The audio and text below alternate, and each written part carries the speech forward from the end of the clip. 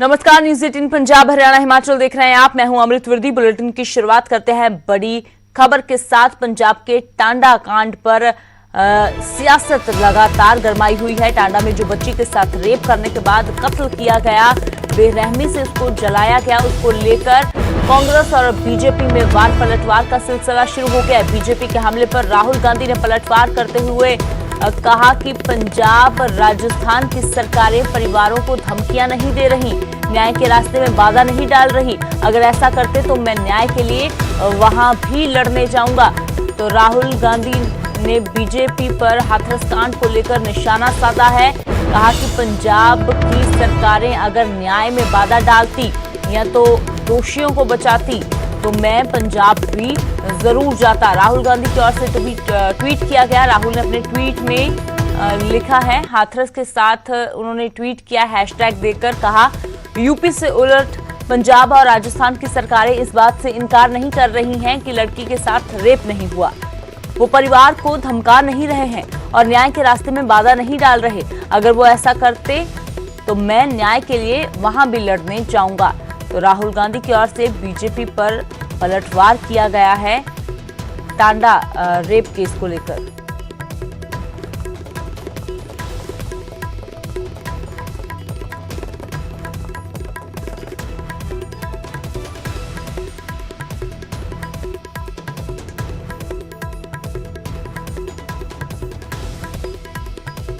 तो आपको बता दें कि राहुल गांधी की ओर से जो पलटवार किया गया है वो दरअसल बीजेपी पर इसलिए किया गया क्योंकि बीजेपी की नेताओं की ओर से राहुल गांधी और प्रियंका गांधी पर सवाल खड़े किए गए।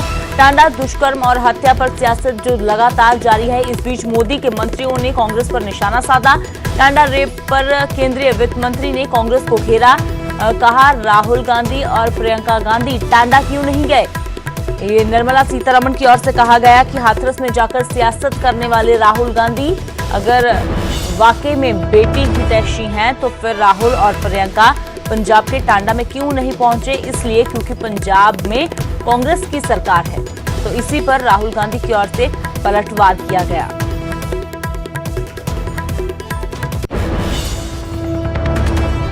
कांग्रेस पार्टी से पूछना चाहती हूं, क्या जहां आपकी सरकार नहीं है वहां अगर रेप होता है उसके खिलाफ आप भाई बहन गाड़ी में बैठते हुए हंसी मजाक करते हुए पिकनिक में जाने जैसे आप प्रोटेस्ट करने के लिए जाएंगे?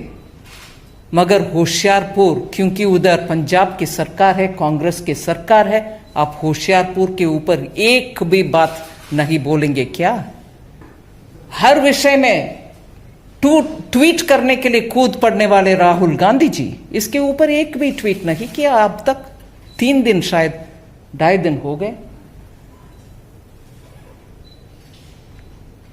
और कल बिहार में तेजस्वी यादव के साथ आप भी कैंपेन में गए थे।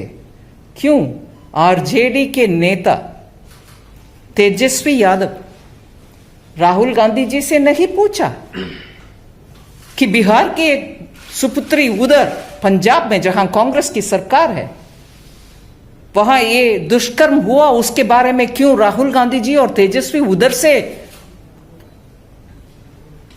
चुनाव के संबंधित संबोधन करते हुए इसके बारे में बोल नहीं सकते थे? कांड को लेकर बीजेपी की ओर से राहुल गांधी, प्रियंका गांधी पर निशाना साधा गया। तो बीजेपी के बयान पर सीएम कैप्टन अमरिंदर सिंह की प्रतिक्रिया भी सामने आई है। बीजेपी नेताओं के बयान है उनका कोई भी आधार नहीं है। कैप्टन अमरिंदर सिंह ने कहा कि टांडा और हाथरस की तुलना नहीं की जा सकती।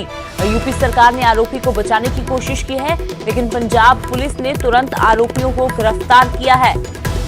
कैप्टन ने कहा, बीजेपी की दलित विरोधी और महिला विरोधी सोच उजागर हो रही है। तो लगातार पंजाब से लेकर दिल्ली तक सियासत गरमा चुकी है। टांडा रेप और कत्ल केस को लेकर इस मामले में बीजेपी और कांग्रेस की ओर से एक दूसरे पर वार पलटवार किए जा रहे हैं। देखिए, मुझे लगता है कि बीजेपी के दिमाग का दुबालिया निकला हुआ है। मुझे हैरानगी इस बात की है कि उसको हाथरस की घटना के साथ जोड़ करके फिर मुजरिमों को बचाने की कोशिश करें। भैया ये 4 ठाकुरों ने हाथरस में रेप किया था, वो सारे बीजेपी के रिश्तेदार थे और गरीब बेटी जुबान ना खोले उसकी जुबान काट दी गई। उसके बाद वो दिल्ली में अस्पताल में दाखिल नहीं करवाने दिया और उन्होंने दम तोड़ा उस बेटी ने, तो वहाँ पे यूपी में उसकी डेड बॉडी गई। उसे के माँ बाप को पीट पीट करके ये जोगी जो मुख्यमंत्री यूपी के हैं उनके आदमियों ने भगा दिया और उन्हें संस्कार भी करने का मौका नहीं दिया। पुलिस वालों ने रात को 10 बजे उस गरीब बेटी का केरोसिन मिट्टी का तेल डाल डाल के उसको जला करके उसका संस्कार किया। आप बात करते हो बीजेपी वालों, आपके पापों का गड़ा भरा हुआ है। पंजाब में जितने मर्जी नाटक कर लो, जितने मर्जी ड्रामे कर लो, आप पंजाब विरोधी हो, किसान विरोधी हो, दलित विरोधी हो, देश विरोधी हो। और बात करते हैं अब अमृतसर की, जहां एसजीपीसी कर्मचारियों और सिख संगठनों के बीच एक बार फिर से तकरार हुई। दोनों पक्षों ने एक दूसरे पर मारपीट के आरोप लगाए हैं। स्वर्ण मंदिर परिसर में ही दोनों पक्ष आपस में भिड़ गए। वहीं पुलिस ने कुछ लोगों को हिरासत में लिया है, लेकिन इस मारपीट में सिख संगठनों के कुछ लोग बुरी तरह से घायल भी हुए हैं, जिन्हें अस्पताल में भर्ती करवाया गया है। तो उधर एसजीपीसी ने कहा कि किसी भी सिख संगठन के सदस्यों को बंधक नहीं बनाया गया, बल्कि एसजीपीसी के कर्मचारी पर ही जानलेवा हमला किया गया है। तो ये तस्वीरें जो हैं उसी तकरार की, उसी मौके की हैं जब दो पक्ष आपस में भिड़ गए। एसजीपीसी कर्मचारी और सिख संगठन एक बार फिर से आमने सामने हुए, लेकिन इस दौरान जो कुछ सिख संगठनों के लोग हैं, जो सदस्य हैं, वो काफी गंभीर रूप से जख्मी भी हुए हैं। थोड़े दस्तारा इन्होंने रख के लाइया ते कुटिया भी इन्ना वा के बाਹਾਂ ਤੋੜ ਦਿੱਤੀਆਂ, ਕਿਸੇ ਦੇ ਸਿਰ ਪਾੜ ਦਿੱਤੇ ਸਿੰਘਾਂ ਦੇ ਉੱਤੇ। ਪਰ ਉਹ ਕਹਿੰਦੇ ਪਹਿਲੇ ਤੁਸੀਂ ਹਮਲਾ ਕੀਤਾ ਜੀ। ਨਹੀਂ ਜੀ, ਅਸੀਂ ਸ਼ਾਂਤਮਈ ਤਰੀਕੇ ਦੇ ਨਾਲ ਗੁਰੂ ਰਾਮਦਾਸ ਦਾ ਘਰ ਵਾ, ਅਸੀਂ ਉੱਥੇ ਬੈਠੇ ਰਹੇ ਸੀ, ਦਰੀਆਂ ਤੇ ਬਹਿ ਕੇ ਆਏ। ਇਹਨਾਂ ਨੇ ਆਲੇ ਦੁਆਲੇ ਘੇਰਾ ਪਾ ਲਿਆ ਵਾ, ਘੇਰਾ ਪਾ ਕੇ ਫਿਰ ਇਹਨਾਂ ਨੇ ਉਹ ਤਸੱਲੀਆਂ ਕੀਤੀਆਂ, ਚੁੱਕ ਕੇ ਅੰਦਰ ਬੰਦੀ ਬਣਾ ਕੇ ਇਹਨਾਂ ਨੇ ਕੁੱਟਿਆ। ਤੁਹਾਡੀ ਮੰਗ ਕੀ ਹੈ? ਹਾਂਜੀ ਮੰਗ ਕੀ ਹੈ? ਮੰਗ ਇਹ ਆ ਕਿ ਕੌਮ ਨੂੰ ਮੇਰੀ ਬੇਨਤੀ ਆ ਕਿ ਸਾਡੇ ਖੂਨ ਡੁੱਲੇ ਦੀ ਕੋਈ ਗੱਲ ਨਹੀਂ, ਬਾਹਾਂ ਟੁੱਟੇ ਦੀ ਕੋਈ ਗੱਲ ਨਹੀਂ, ਪਰ ਸਤਿਗੁਰਾਂ ਦੇ ਸਤਿਕਾਰ ਨੂੰ ਬਹਾਲ ਕਰਾਉਣ ਵਾਸਤੇ ਅੱਜ ਕਮਰ ਕੱਸੇ ਕਰਕੇ ਆ ਜਾਓ। ਮੋਰਚਾ ਲੱਗੂਗਾ। ਇਹ ਅੱਜ ਪ੍ਰਸ਼ਾਸਨ ਜਿਹੜਾ ਵਾ ਮਿਲੀ ਭੁਗਤੇ ਨੇ ਕੰਮ ਕੀਤਾ। ਪ੍ਰਸ਼ਾਸਨ ਨੇ ਐਸਪੀ ਹਰਪਾਲ ਉੱਥੇ ਮੌਕੇ ਤੇ ਆ ਗਿਆ ਸੀ, ਪਰ ਇਹਰਾ ਲੈ ਕੇ ਉਹਨਾਂ ਨੂੰ ਪੂਰੀ ਖੁੱਲ੍ਹ ਦਿੱਤੀ, ਕਿਉਂਕਿ ਕੱਲ ਇਹਨਾਂ ਨੂੰ ਮਠਿਆਈ ਦੇ ਡੱਬੇ ਦਿੱਤੇ ਗਏ, ਇਹਨਾਂ ਨੂੰ ਅੰਦਰ ਸੱਦ ਕੇ ਏਡੀਸੀ ਨੂੰ ਤੇ ਨਾਲ ਪੁਲਿਸ ਕਮਿਸ਼ਨਰ ਨੂੰ ਤੇ ਗਨਮੈਨਾਂ ਨੂੰ ਕੱਲ ਬਰਫੀ ਦੇ ਲੱਡੂਆਂ ਦੇ ਡੱਬੇ ਦਿੱਤੇ ਸੀ। ਮੈਂ ਵੀਡੀਓ ਵੀ ਬਣਾਈ, ਫੋਟੋਆਂ ਵੀ ਹੈਗੀਆਂ। बहुत बार गलबात हुई सी, बैठ के गलबात साडी लगातार जी साडे जिहड़े अधिकारी वो भी करते रहे, मैंबर भी करते रहे हैं, लेकिन कई बार गल्लां बातां करके फिर जाके बाहर मुकर जाते रहे हैं और किसी गलबात दे विच और इन्हां ने जिहड़ा सी और अपना उहदे ते पूरे नहीं चढ़े। तो वहीं किसानों के मुद्दे पर भी सियासत लगातार जारी है। अब प्रधानमंत्री नरेंद्र मोदी और जेपी नड्डा के बयान पर सियासत गर्मा गई है। इसी को लेकर चंडीगढ़ में आम आदमी पार्टी ने हल्ला बोला। बरनाला से विधायक मीत हेयर की अगुवाई में आम आदमी पार्टी ने बीजेपी दफ्तर को घेरने की कोशिश की, लेकिन पुलिस ने उन्हें रोक दिया। इस दौरान पुलिस और आम आदमी पार्टी के कार्यकर्ताओं के बीच झड़प भी हुई है। मजबूरन पुलिस को उन्हें रोकने के लिए वाटर कैनन का इस्तेमाल करना पड़ा। पुलिस ने आम आदमी पार्टी के 39 कार्यकर्ताओं को हिरासत में लिया, जिन्हें हालांकि बाद में छोड़ दिया गया, लेकिन करीब 6 घंटे तक इन्हें पुलिस थाने में रखा गया और उसके बाद देर रात इनको रिहा किया गया। तो उससे पहले जिस तरह के हालात बने वो आप तस्वीरों में देख सकते हैं कि किस तरीके से पुलिस की ओर से इन वर्करों को रोकने के लिए लाठीचार्ज भी किया गया और वाटर कैनन का इस्तेमाल भी। इस वक्त आम आदमी पार्टी के तमाम वर्करां नूं पुलिस ने रिहा कर दिता। इस वक्त मीत हेयर मेरे नाल ने। मीत जी हुणे हिरासत चों रिहा किया गया, किहड़ी धारा तहत मुकदमा दर्ज किया गया? देखो सानू तकरीबन 3 बजे तो इत्थे बिठाया होया सीगा ना, सानू हजे तक इन्हां ने दस्सिया भी काहदा परचा दर्ज किया, किहड़ियां धारां लाइयां ने, सानू हजे तक इहदे दस्सिया ही नहीं गया। सानू बिठाया होया सीगा, हुण जाके सानू इन्हां ने साइन करके हुण जाके सारिआं नूं जिहड़ा ਰਿਹਾ ਜਿਹੜਾ ਉਹ ਕਰ ਰਹੇ ਆ।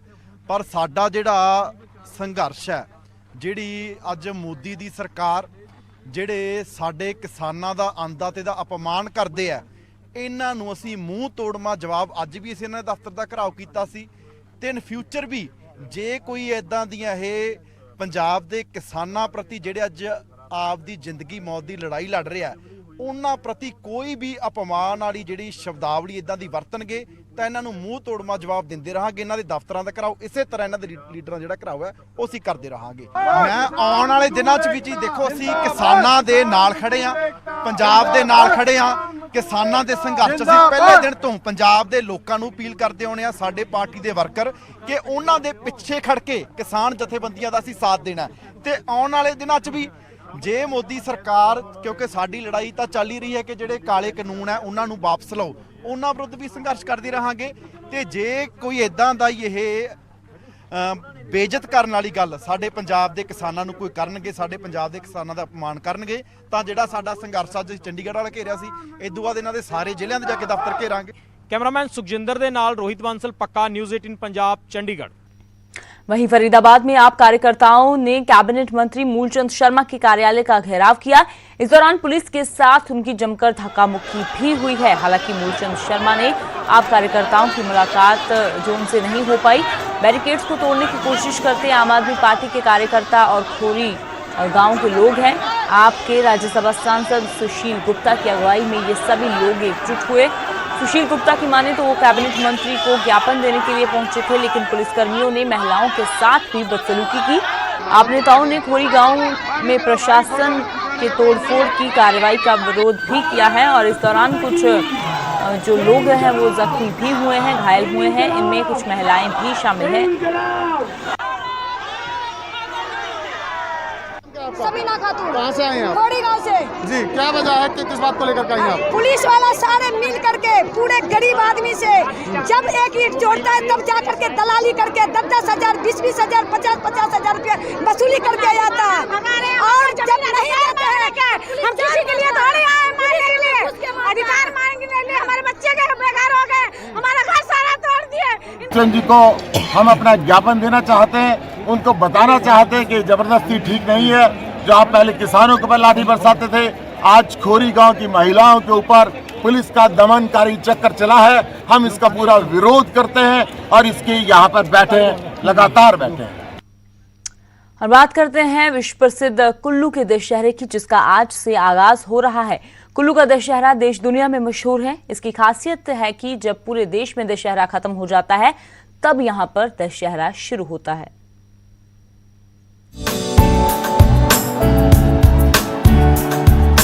हिमाचल के लोगों की सांस्कृतिक और धार्मिक आस्था का प्रतीक कुल्लू का दशहरा इस बार 25 अक्टूबर को शुरू होने जा रहा है। कुल्लू का अंतर्राष्ट्रीय कुल्लू दशहरा इस बार काफी बदला होगा। कोरोना महामारी को देखते हुए कई बदलाव किए गए। कोरोना के चलते अंतर्राष्ट्रीय कुल्लू दशहरे में इस बार ज्यादा भीड़ नहीं जुटेगी। पहली बार हजारों की जगह मात्र 200 लोग ही भगवान रघुनाथ के रथ को खींचेंगे।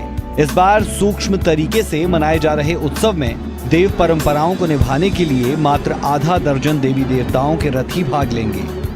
रथ यात्रा से शुरू होने वाले 7 दिवसीय दशहरा उत्सव के सफल आयोजन के लिए रघुनाथ के कारकुनों ने तैयारियां शुरू कर दी है। कोरोना के बढ़ते मामलों को देखते हुए दशहरा उत्सव समिति भी अधिक भीड़ एकत्रित करने के पक्ष में नहीं है। भगवान रघुनाथ के मुख्य छड़ीबरदार महेश्वर सिंह ने कहा कि दशहरे में भगवान रघुनाथ की रथ यात्रा होगी और इसको लेकर तैयारियां की जा रही है। कोरोना के कारण रथ यात्रा में सभी जरूरी चीजों का ध्यान सबको रखना है। सरकार के आदेशानुसार ही दशहरा मनाया जाएगा। अंतर्राष्ट्रीय कुल्लू दशहरे के 7 दिवसीय उत्सव में भगवान रघुनाथ की भव्य रथ यात्रा में 7 देवी देवताओं के निशान नहीं बल्कि देवताओं के रथ ही शामिल होंगे।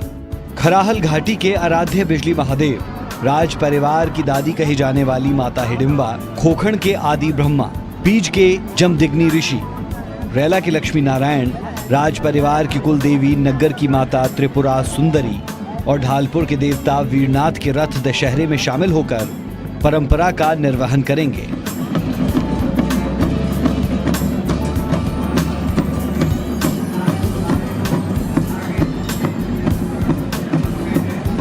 कुल्लू के दशहरे की खास बात ये कि देश के बाकी हिस्सों की तरह यहाँ दशहरा रावण, मेघनाथ और कुंभकर्ण के पुतलों का दहन करके नहीं मनाया जाता।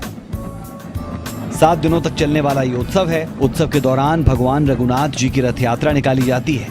यहाँ के लोगों का मानना है कि करीब 1000 देवी देवता इस अवसर पर पृथ्वी पर आकर इसमें शामिल होते हैं। बता दें, कुल्लू दशहरे में 1971 में हुए गोलीकांड के बाद 1972 को भगवान रघुनाथ ढालपुर नहीं आए थे।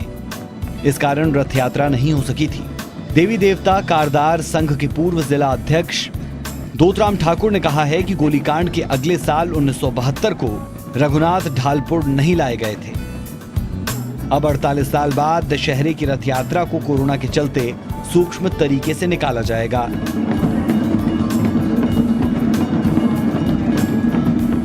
हर साल ये उत्सव धूमधाम से मनाया जाता था, लेकिन इस बार पहले जैसी रौनक देखने को नहीं मिलेगी। चीन के साथ सीमा पर बिगड़े हालात के कारण भी सरकार जोखिम नहीं लेना चाहती। 1962 में भी दशहरा उत्सव छोटे तौर पर मनाया गया था। इस बार कोरोना ने हालात बदल दिए। तुलसी भारती, न्यूज़ 18 कुल्लू।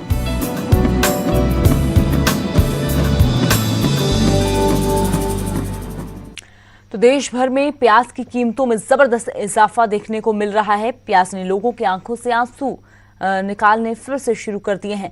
चलिए इस रिपोर्ट के जरिए आपको दिखाते हैं क्या है प्याज का रेट कहां पर।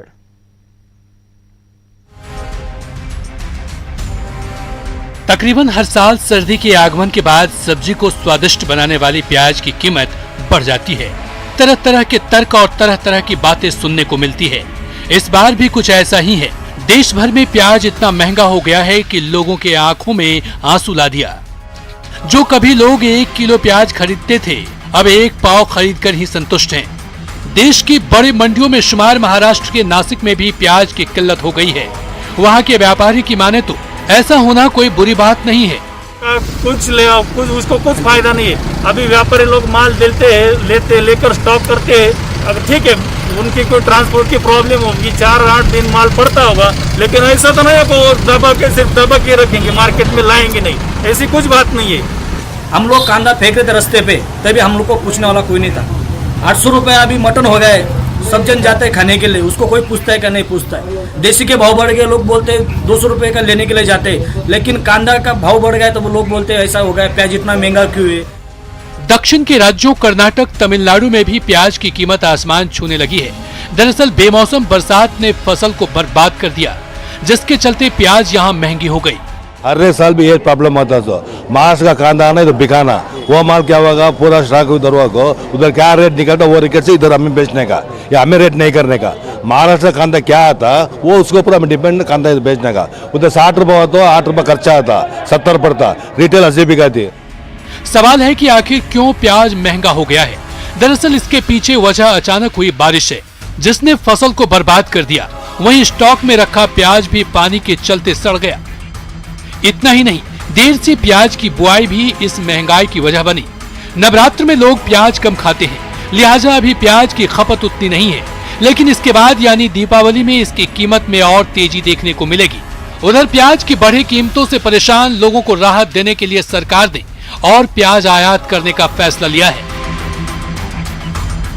Bureau report, news 18 network. और अब बात करते हैं कोरोना के कहर की, जो कम होने का नाम ही नहीं ले रहा। हालांकि हिमाचल में ठीक होने वाले मरीजों की संख्या जरूर बढ़ी है। ये रिपोर्ट देखिए।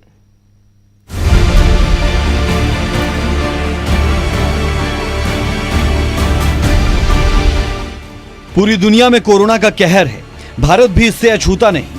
और अब हिमाचल में भी रिकवरी रेट बढ़ने लगा है। हिमाचल में कोरोना के बढ़ते मामलों के बीच अब ठीक होने वाले मरीजों की संख्या में इजाफा हुआ, लेकिन सर्दियां मुसीबत बढ़ा रही हैं। सर्दियों में कोरोना के मामले बढ़ने का खतरा पैदा हुआ, क्योंकि इस दौरान श्वास संबंधी रोग भी बढ़ते हैं, जो कोरोना बढ़ाने में मददगार साबित हो सकते हैं। आगे सर्दियां आ रही हैं और त्योहारों का जो है वो सीज़न भी जो है वो आ रहा है, इसलिए बहुत विशेष सावधानी जो रखने की आवश्यकता है।